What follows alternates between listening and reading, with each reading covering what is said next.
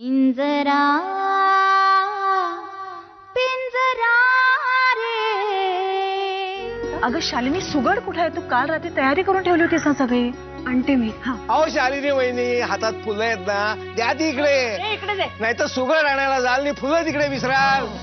हीच खरी ती वेळ आहे जेव्हा मी गोरखला खुश करू शकते. अरे गोरख, ही सगळी कामं राहू देत, ती आम्ही करतो. तुम्ही दोघं जा, नारायणीला घेऊन या. जा. अरे तिने जेव्हा होकार दिला तेव्हाच अक्का इतक्या पुढे गेली. त्या विष्णूला नवं घर घेऊन दिलं तिने. सगळं काय प्रकार आहे मला काही कळतच नाहीये. काय नाही रे दादा, तिच्या आईवर झालेल्या अत्याचाराचा बदला घेण्यासाठी ती इथं आली रे. अरे नारायणीचा खूप खूप तिरस्कार करते ती. हीर, अरे काय झालं? हीर, कस तरी डोकं दुखतंय. डॉक्टरांना बोल. हीरला काहीतरी झालंय. काहीतरी म्हणजे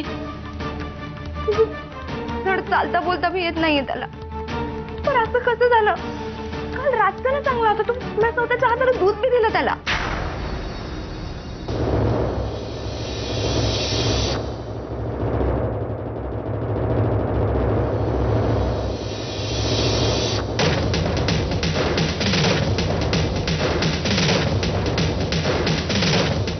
आज नारायणताई कशा दिसतायत? लई छान. पण खरं सांगू का, आमची नारायणी त्या हाय सुंदर, पण आज जास्तच रूप खुलून आलंय ईरच्या आठवणीने. उगाच माझी थट्टा करू नका. खरं तेच सांगते. पण मला काय वाटतं, जरा येगी टिकली लावूया आणि गजरी येणीला माळूया. कसं वाटतं? हो, फारच छान कल्पना आहे. म्हणजे काय? माझी काकू म्हणते ते भारीच असणार. खूप नवी. हे बघ, आपल्याकडे ना थोडा भी शिल्लक नाहीये. तू म्हणत होतास ना, तसंच झालंय. या समजांनी फसवलं आपल्याला. नवी, हे बघ माझ्याकडे बघ. तुझं लग्न ना माझ्याशी नाही, नारायण त्यांची लावून देत आहेत. मी उठणार आहे. आता एक मूर्खपणा केलास ना, दुसरा नका करू. जाता गोरख भाऊजींना सांग, तेच एक वाचू शकतील आपल्याला. आता डॉक्टर कधी येईल आणि कधी ईर शुद्धीवर येईल माहित नाही. तू तरी निघत ना बाहेर. जा. नाही झाली तर काकू, मी वीरला सोडून नाही जाऊ शकत. आनंद अगं ऐक माझं.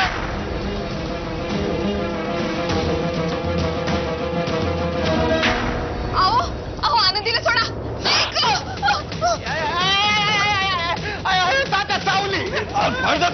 वीर आणि नारायणी त्यांचं लग्न थांबायला पाहिजे. त्यांचं लग्न बळजबरीनं होतंय.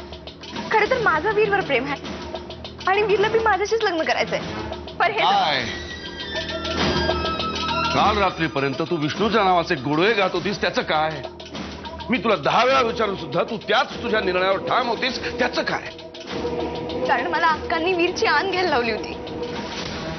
त्या मला म्हणाल्या की नारायणी त्यांच्यासाठी ना तू खोटं खोटं सांग की माझं वीरवर प्रेम नाहीये. बघितलंस ना, मी तुला हेच सांगत होतो ना. अरे कोणावर काही आरोप करत सुटले ही. नाही, त्याचा वीर बी साक्षीदार आहे. वीर बी याचा साक्षीदार आहे. मग बोलावून आणलं त्याला इकडे. तुम्ही का आता नारायणीच्या मागे लागलीस? का तिच्याशी असं वागतेस तू? तुला माझी शपथ आहे, असं काहीतरी करू नकोस. जा.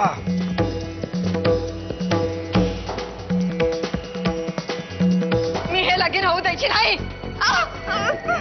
बोलू नका. तुमचा जो झोपलेला वीर जागा झाला ना, तर ते मला परवडण्यासारखं नाही. तेव्हा गप म्हणलं की गप त्याच्या.